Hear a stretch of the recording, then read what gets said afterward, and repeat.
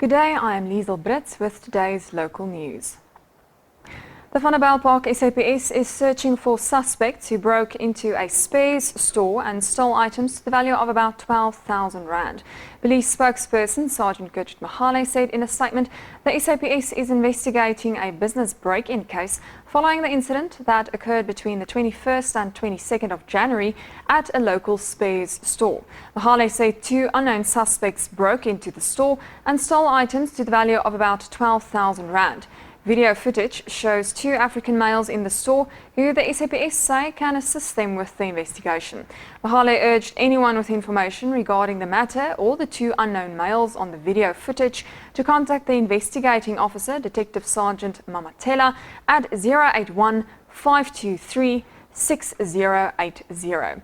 Images of the two males will be available on the 90.6 FM News Facebook and Twitter pages. The Pretoria High Court has dismissed Eskom's urgent application to hike electricity prices. The power utility wanted last year's decision by the National Energy Regulator, which approved increases of 8.1% and 5.22% for the next 2 years set aside. Eskom wanted to hike prices by 16.6%. Judge Jody Kulapen says the power utility did not satisfy the court that without these tariff increases, it would suffer immediate and irreparable harm. Eskom meanwhile said it would not be able to suspend load shedding during the peak traffic period this afternoon. The power utility resumed stage 1 power cuts at 9 a.m, which are expected to continue until at least 6 a.m. tomorrow morning.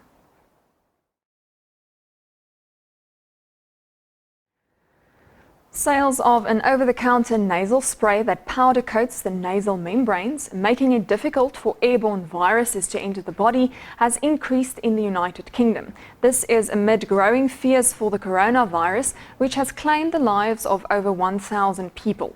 Pharmadynamics spokesperson Nicole Jennings says in one of the clinical trials using the spray, researchers noted a 90% drop in infections, and in those that did contract an upper respiratory tract infection, the spray decreased the duration of symptoms by 2.5 days.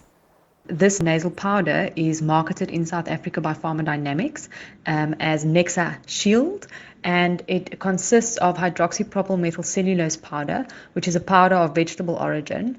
And there's ample clinical data that suggests that this powder is effective in preventing the entry of airborne viruses into the nasal cavity.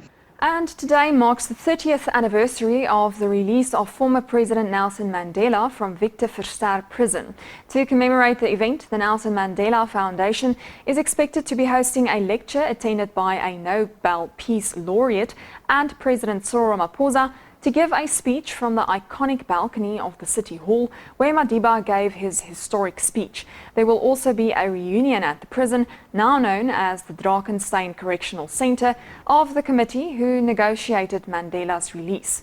A spokesperson for the foundation, Nao Mogapa, has more details. So at Victor Verster, what used to be called Victor Verster prison, where Nelson Mandela was held for a couple of months before he was returned in 1990, there will be a reunion of the reception committee. So you will remember that the reception committee was a committee that was established to facilitate Nelson Mandela's release. And it included people like Jay Naidu, Trevor Manuel, Cyril Ramaphosa, and many other political notable personnel. And this is the end of today's bulletin. Follow the news team on Twitter and Facebook at 90.6 FM News.